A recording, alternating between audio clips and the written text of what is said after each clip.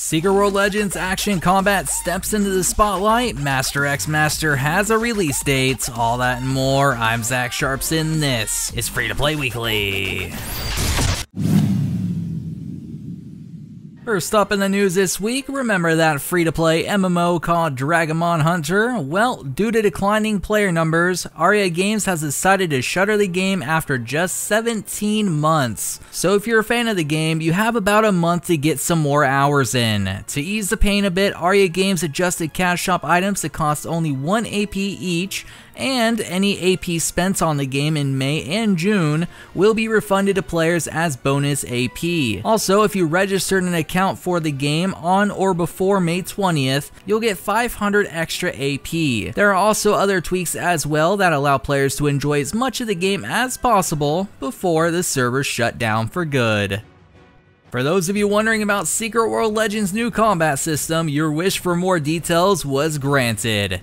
Funcom released some footage showing off the new combat system, as well as provided some details of the pistol chamber roulette system. From the footage, you can see that the combat is improved, but with it comes gimmicky new systems that may add more depth to each class, but might also deduct from the enjoyment of them. It'll be tough to tell which will actually be the case until I get my hands on each class, but regardless, I'm looking forward to checking out all that's changed once the game releases this summer. What about you? Leave me a comment down below.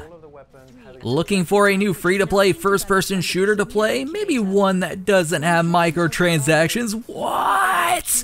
Well, Bohemia Interactive have brought forth a standalone conversion of Arma 3 called ARGO. This conversion features 3 PvP and 1 PvE scenario for tactical multiplayer action. The 3 PvP scenarios are Link, which features limited spawns and control points to capture, Raid, which players are put on a small battlefield and have to hack or defend, and Clash, which features the largest game space of the 3 within a push and pull fight for control points. For PvE players out there, ARGO features a co-op mode, Combat Patrol, that pits 10-player teams against AI enemies over a huge 62 square kilometer map. So what microtransactions will be available? Well, as I alluded to before, none. Yes, you heard me correctly, none.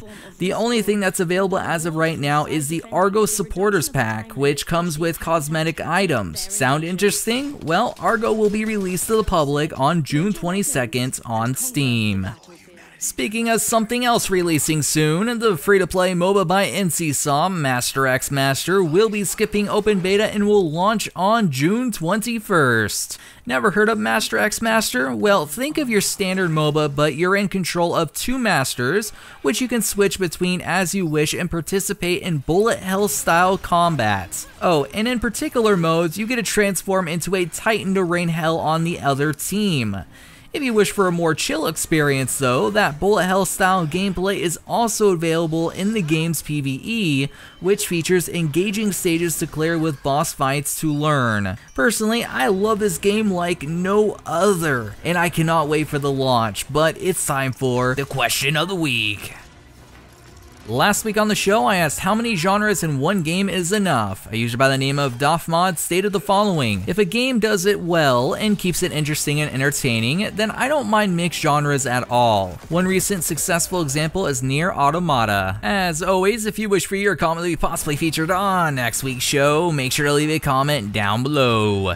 This week's question is, what popular term do you think has become useless and why? For me, it's a tie between pay to win, which has become far too vague as I've ranted about on various free-to-play casts, and open beta, which is used far too often as a soft launch. Curious which ones you guys think have become useless.